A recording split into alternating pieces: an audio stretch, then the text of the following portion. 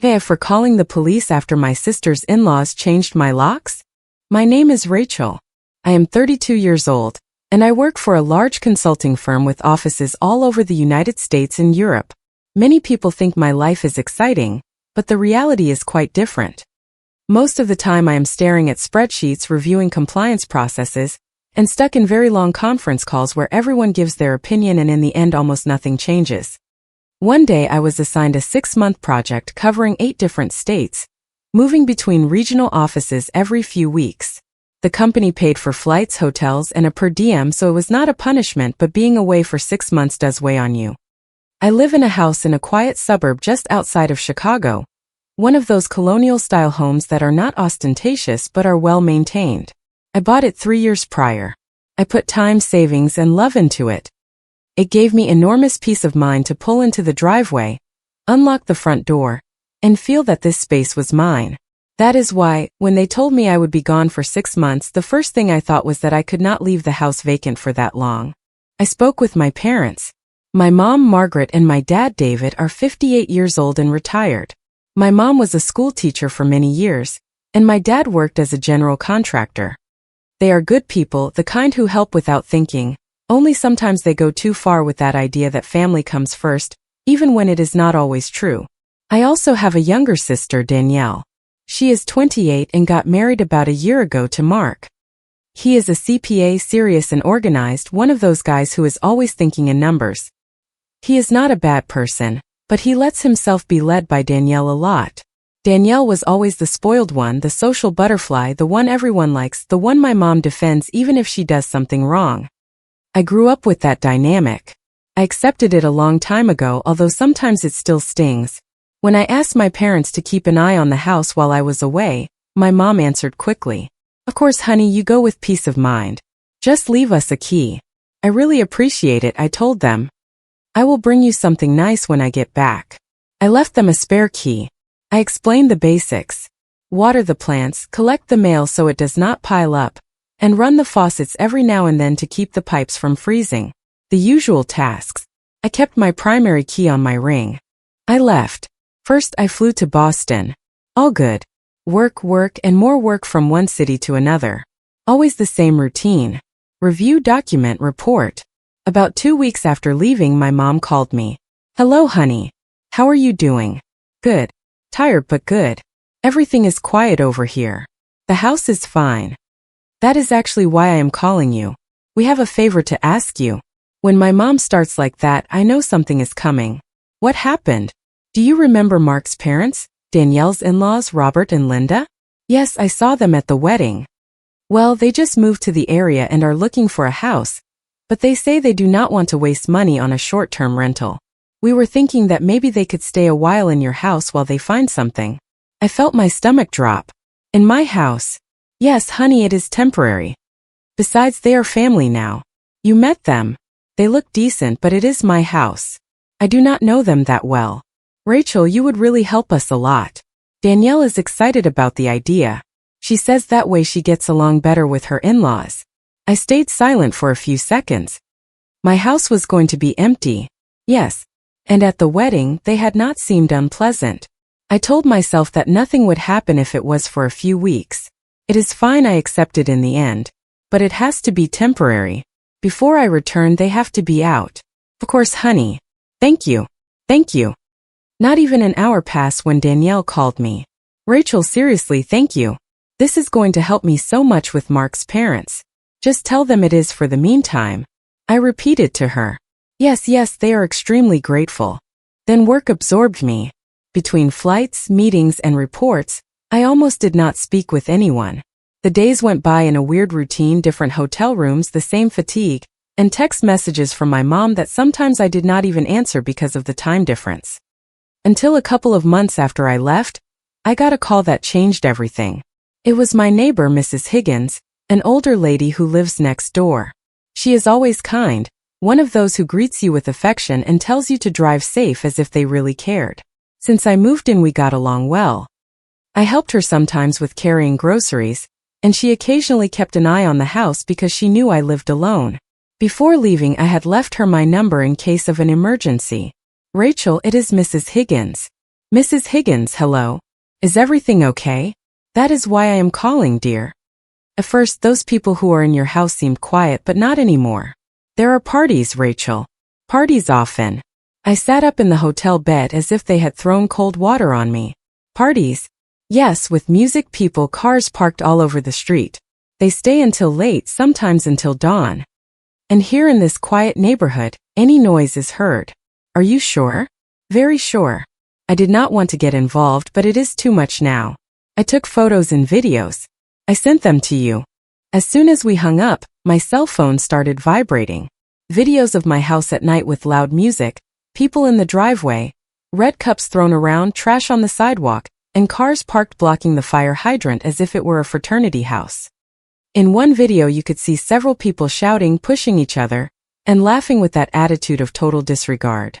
I felt such rage that my hands shook. I called my mom. Hello, Mom. Mrs. Higgins sent me videos. Robert and Linda are throwing parties in my house. There was an uncomfortable silence. Oh, that. What do you mean that? What is this, Mom? It looks like it is often. Rachel, do not exaggerate. They are making friends in the community. You see that they just moved. Once in a while they invite people over. Once in a while looks like it is all the time, and they are treating the house as if it were theirs. You are being very dramatic, honey. I do not like this at all. This has to end. My mom let out a sigh, and just like that, without more discussion, she hung up on me. I stayed staring at the screen without understanding. I called her again. She sent me to voicemail. I tried with my dad. The same. Neither answered. Then I called Danielle. What happened now? She responded with annoyance. I need Robert and Linda's number. They are throwing parties in my house. The neighbors already filed complaints. Rachel, are you exaggerating? I am not exaggerating. I have videos. Give me their number. No. What do you mean no? I am not going to give it to you. You are making a problem out of something that is not one. And she hung up on me. That night I still tried one more time to speak with my parents. They did not answer. There I understood that I was not going to get anywhere. I felt so helpless that I preferred to throw myself into work, because at least numbers do not betray you or hang up on you. But every night in whatever hotel I was in, I thought the same thing. Are they still there? Are they still throwing parties? There are people sleeping in my bed, using my bathroom, opening my drawers. The idea of strangers touching my things made my stomach turn. The trip was supposed to be 6 months, but I started working like crazy to finish earlier. I stayed up late. I worked weekends. I did reports at double speed. I wanted to return and fix this as soon as I could, and I achieved it. I finished 2 weeks earlier than planned. I returned earlier and asked for those days as vacation time to attend to the matter of my house. 3 days before my return flight, I sent a text message to my mom and Danielle. It was direct. I arrive in 3 days. I want Robert and Linda out of my house when I arrive. I saw the read receipts in both conversations. They read it. Neither answered. The return flight felt eternal. I arrived at O'Hare International Airport with my body aching and my mind racing. I took a rideshare service and gave the driver my address. It was late, and although there was traffic on the interstate, it was no longer the madness of rush hour. The whole way I thought of 2 options. Either they already left and my family did not know what to tell me, or I am going to arrive at a disaster. When the car turned onto my street, I saw cars parked right in front of my house. My chest sank. I paid, got out with my suitcase, and walked to my door. I took out my key, the same one as always. I put it in. It did not enter. I tried again. Nothing. I crouched down. I looked closely. The lock hardware was different. For a few seconds I stood frozen, as if my mind could not process it. They had changed the locks to my house. I knocked hard. Open up. This is my house. I saw lights turn on inside. Shadows moving, but no one opened. I knocked again, harder. I know you are there. Open now. After several minutes, the door opened, barely a crack. It was Linda. She was wearing a bathrobe and a face of annoyance, as if I were the one who was inconveniencing her. Rachel, you returned. Yes. And I want to know why my key does not work. We changed the locks for security reasons. For security? Without telling me, Linda did not even flinch. Look, we still have not found a house, so we are not ready to leave. For now, you are going to have to stay somewhere else. I stood with my mouth open. What do you mean somewhere else? This is my house. We will talk about it later. It is already late and we do not want to make noise with the neighbors. And she closed the door in my face at my own house. I stood there trembling with rage. Called Danielle that second. Danielle, your mother-in-law just told me that I cannot enter my house because they changed the locks. What is happening? Rachel, please do not make a scene, she said with a victim's voice.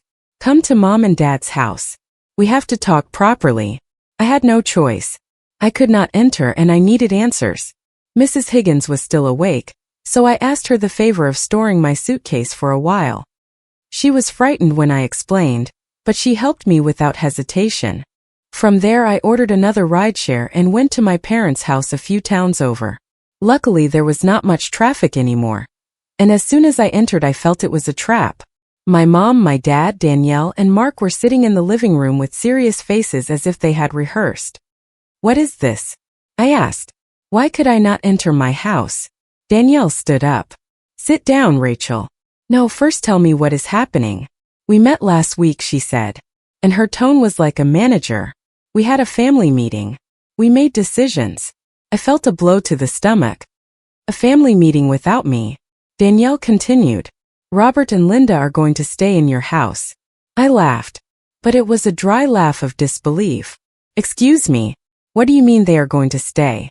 Mark spoke for the first time. They sold their previous house and spent part of that money on trips, purchases, things like that. So, they can no longer afford to buy something decent here in this market. And what does that have to do with me? I said, increasingly tense. Danielle crossed her arms. Mark and I are going to save up to help them with the down payment, but that takes time. How much time? Mark looked at the floor and then at me as if he was embarrassed. We need to gather close to $100,000. I froze. Close to $100,000. And meanwhile, where do I live? Danielle answered me as if it were the most logical thing in the world. Well, you rent an apartment. It is not a big deal. As if renting in this city did not cost a fortune.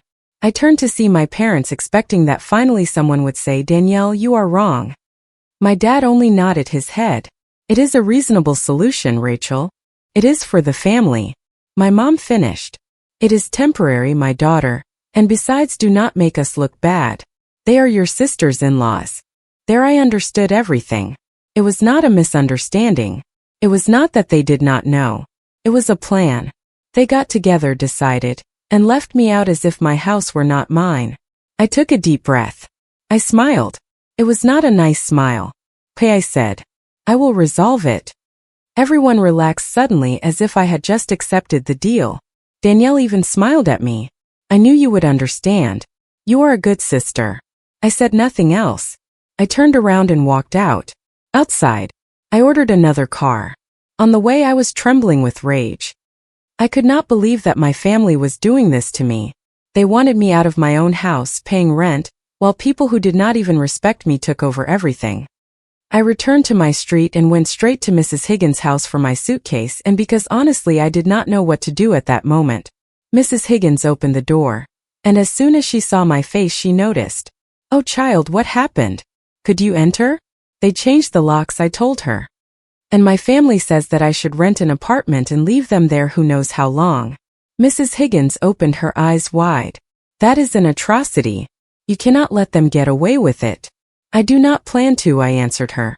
But right now I need a place to sleep. Do you know of any hotel nearby? She made a gesture like do not even dream of it. You are staying here tonight. I have a guest room. Tomorrow with a cool head we will see how you manage. My throat tightened.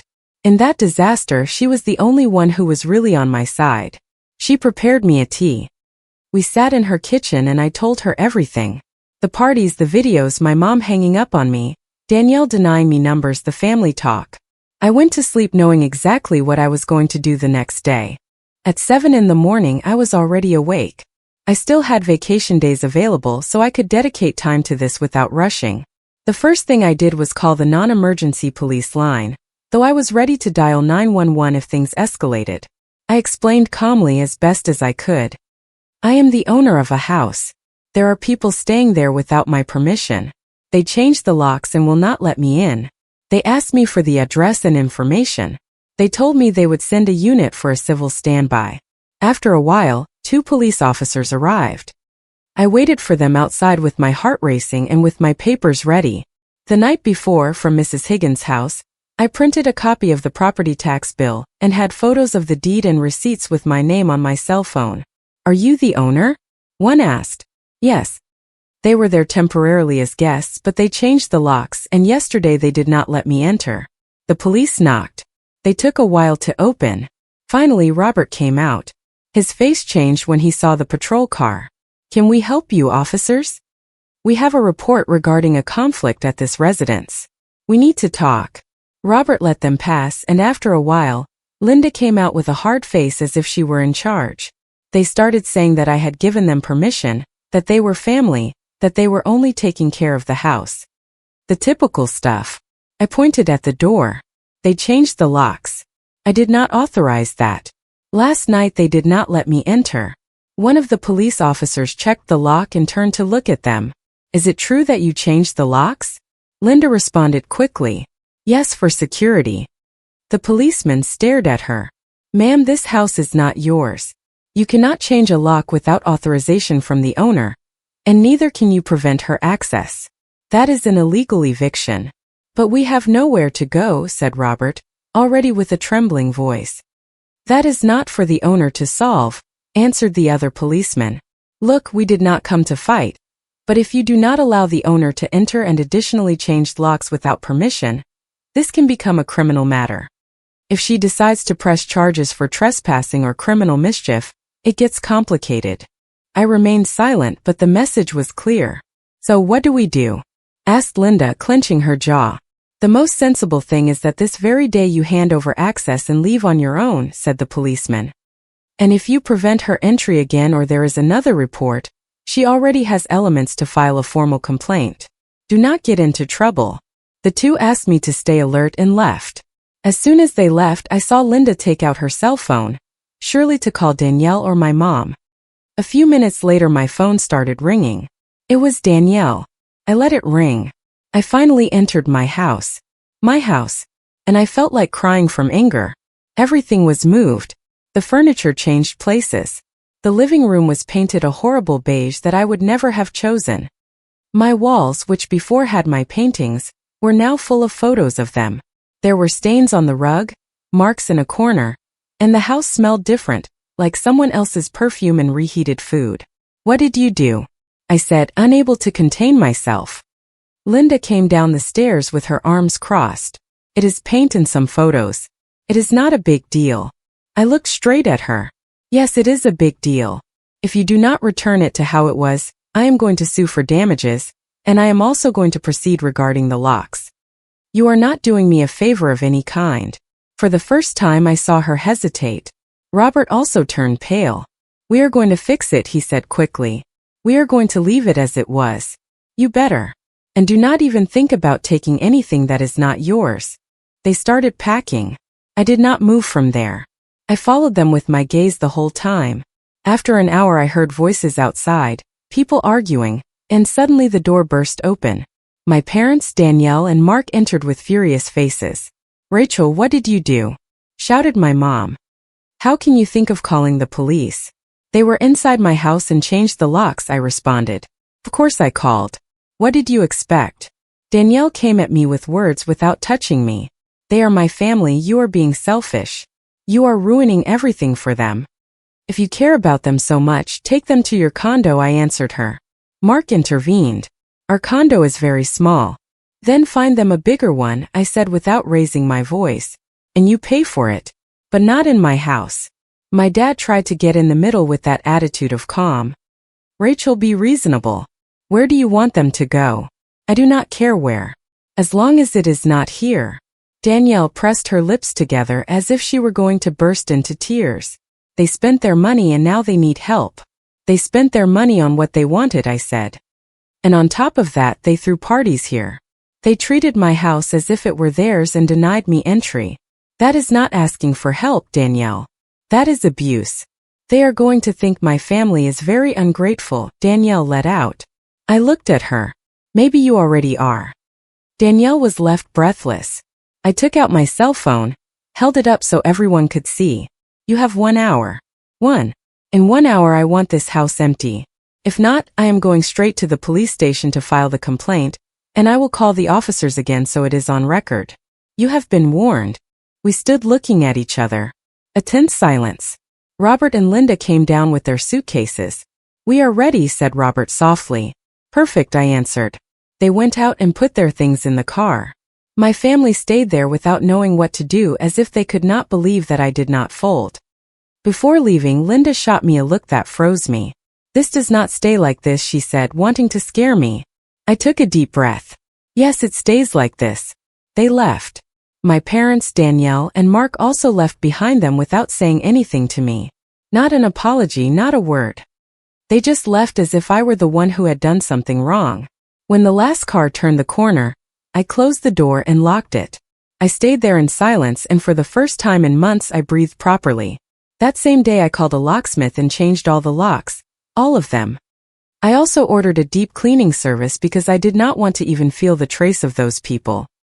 The following days I dedicated myself to being in my house, sleeping in my bed, cooking in my kitchen, and sitting in my living room, even though I hated the color of the wall, but at least it was my space again. When my break ended, I returned to work. No one from my family called me, and the truth is I did not care. I imagined they were angry, that they were going to play offended for a while and then they would get over it or not. But I already had my house. A couple of months passed in calm. I worked, saw my friends, and lived my life. Mrs. Higgins and I became even closer. Sometimes she invited me to lunch and we talked about everything.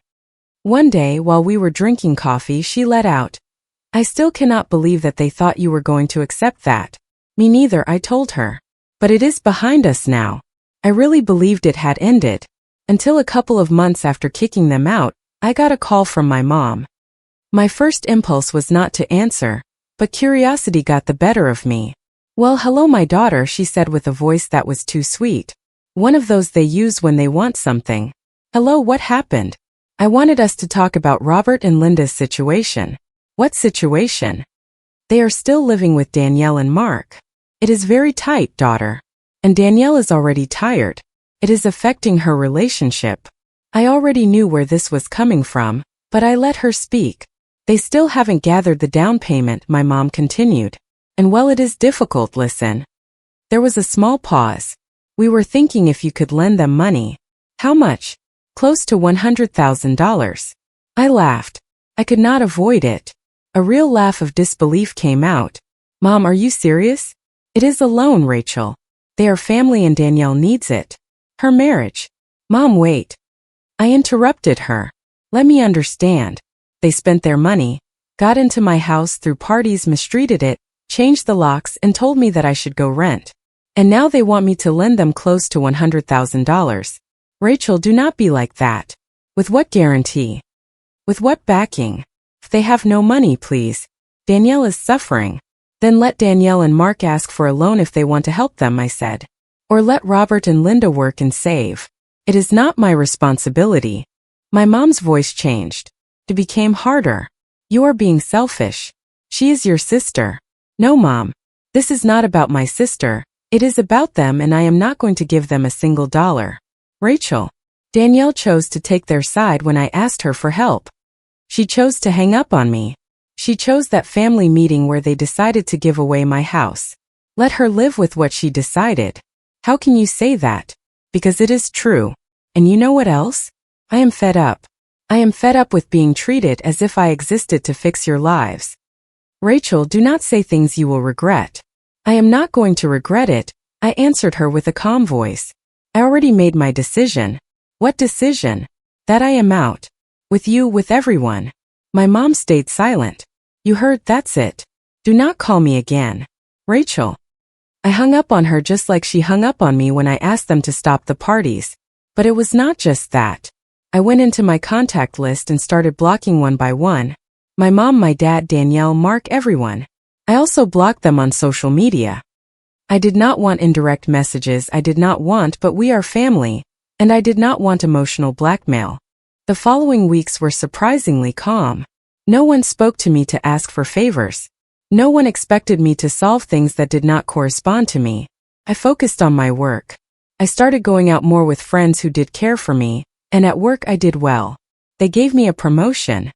Sometimes, very once in a while, I wondered what would have happened with Robert and Linda, if they were still squeezed in Danielle's condo, if they finally left, if Danielle and Mark were still together, or if the stress broke them. But the truth is I did not care enough to find out. Mrs. Higgins once asked me carefully, "Do you not miss your family?" I thought a second before answering. I miss the idea of having a family that takes care of me, but I do not miss them. And do you not think that someday they will reach out? Could be, I responded. But I no longer count on that. Almost a year after everything, I still did not know where Robert and Linda ended up. I did not know if my parents understood the magnitude of what they did. I did not know if Danielle learned anything. And you know what? I sleep peacefully without knowing. I have a good job, a house that is mine, and people close who respect me. I do not have to carry the problems of those who see me as a solution, not as a person. That was the lesson that stayed with me. Blood is not enough to call someone family. Family is sustained with respect and loyalty. And in my house, in my life, there was no longer space for people who had neither of the two. Comment. It is truly heartbreaking when the people who should be our sanctuary become the source of our stress. Learning to set firm boundaries is not an act of selfishness, but a necessary step for protecting your mental well-being. We often fear losing others by saying no, yet we forget we might lose ourselves by always saying yes. Real family is built on mutual respect, loyalty, and care, not merely shared DNA. Everyone deserves support during hard times, but that support should never come at the cost of your safety or dignity. Walking away from toxic dynamics is incredibly painful, yet sometimes it is the only path to real peace. Remember that you can build a chosen family with people who genuinely value and cherish you. Your peace of mind is precious, and you have every right to protect it from anyone who threatens it. I hope you find the courage to choose yourself and fill your life with the kindness you truly deserve. If you liked it, don't forget to leave a comment and support the channel by subscribing. See you in the upcoming stories.